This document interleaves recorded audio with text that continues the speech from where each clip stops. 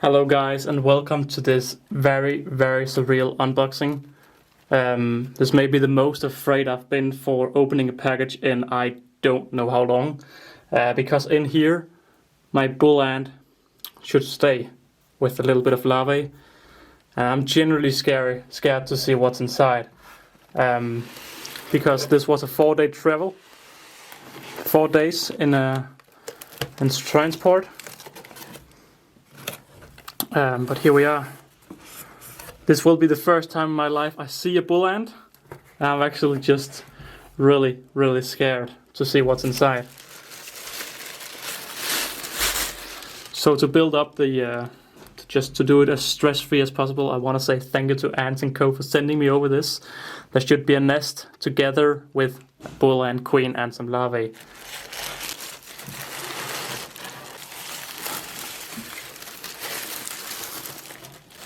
Alright, so I think the big box was the nest, and I would guess that we have the queen in this little box. So again, a big shout out to Antandco for sending me over this.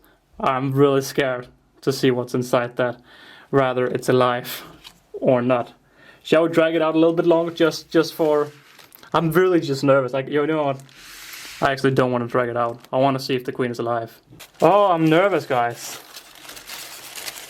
Alright, nice and protected. Nice and protected. Alright, I think this is it. I think this is it. Alright. Oh, I do see... Oh my god, this test tube is cold. Wow. Wow. This test tube is really cold, but wow. Wow. She's a monster. So the test tube is really cold, and I'm gonna put her away in the darkness and heat her up. And then I'm gonna prepare her nest. But right now she has 2 larvae, and as you guys can see, she's not dead, but this test tube is really cold. I'm gonna put her away. So of course this wasn't the only thing. We also did receive a nest for the queen. And this is actually, as far as I see, it's a lot bigger than I actually thought it would be. So I haven't heard the dimensions of this nest. I've only seen pictures, but it looks really big in real life. Wow, this is huge. This nest is huge, man. Damn.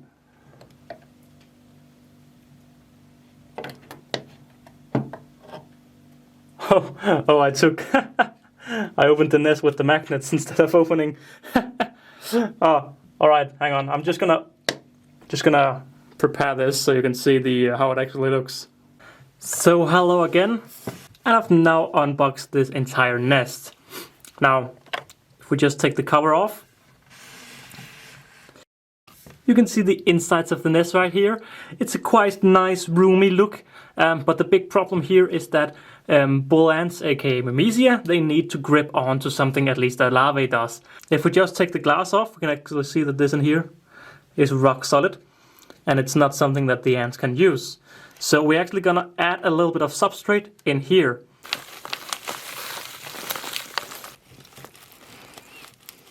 So what I've just added here is a little bit of a clay desert mix. So it's called Stone Desert. It's made by a company called Exoterraria, and it's a red sand and clay base mix. I'm simply gonna spread it out a little bit in here. I'm not sure if there should be anything on the hydration itself. You know what, I may just try to get that. But I guess the queen will relocate everything around once she's inside. So you know, we're not gonna do anything. Because now the larvae have a little bit of substrate to bond to, but we're actually also going to add a little bit of cocoa fiber just to give it a little bit extra that they can bond to. So there was a lot of good ways to cut cocoa fiber, and I decided not to use any of them and just cut it here on my table. So this is dry cocoa fiber. I'm just going to add a little bit again, just because it can help the larvae bond to something. And maybe these chunks are a little bit too big. Now it's important to keep the glass side right here clean, because this is actually a glass nest, so we of course don't want any scratches on the glass. But just by mixing it up a little bit, the queen will have something to, or not the queen, The queen, she shouldn't really care about this, but the larvae, they will have some substrate to construct their cocoon around. And I do think that this is quite well. Maybe there's a little bit too much. To be honest, I don't know. That's the thing, because you gotta replicate the Australian desert. And of course they don't have cocoa fiber. They just mainly have sand and twigs and small branch stuff. And I think that's where the cocoa fiber could make up. But I'm gonna take this big chunk out, I think, because it's a little bit bigger than what I want. Okay, so with a little bit of substrate added, you know what? I may just give it a little spray just to make it a little bit wet. So again, I'm not trying to spray a lot. I just want to be a little bit soaky, so the queen can move a little bit about it easier. So it's not wet at all, but it's just a little bit wet. But with that, we can also go in here and add the glass back. So the biggest issue for me as a content creator is that this is acrylic. I mean, as you can see, it has a big reflection rate. It has a lot of reflections. It's a funky little outlet right here. It's a you have this knob here that you can open, and then you can go in and do business. But if you close it, you can also open it like this, which I guess is fairly easy. But yeah, you just have to mind that when you're using it, that you have to be a little bit careful if there's a lot of bull ants out here. Of course, the nest over here, I think the nest can be used for a long time, but the outwell here I may have to attach a bigger outwell quite fast, depending on how fast they are and how aggressive they are towards me. But yeah, what I was going to do is I'm going to do a little bit of the same treatment to this, because in here of course we have the sand, but it's just not really anything that they can move around, and I would like them to be able to move a little bit around if they want to. So again, I don't want this to be decorations, because we do have a little bit of decoration in here already. It is just to make the colony feel a little bit more comfortable if they do want to build their own setup a little bit, and they now have a lot more of a better opportunity to build their own setup.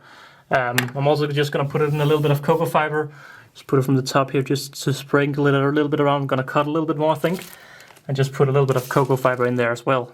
So with this, there's now a lot better chance for the colony to work a little bit around if they want something to be changed in the outworld. If they don't, that's fine. But now at least I know that I've done what I should do before adding in a queen. And once more, I think I'm just going to give it just a little bit of a sprinkle here. Just a little bit, just to add a little bit of humidity. So that's it for this unboxing video, and of course you can see the full video on my Anthollefer main YouTube channel. Bye!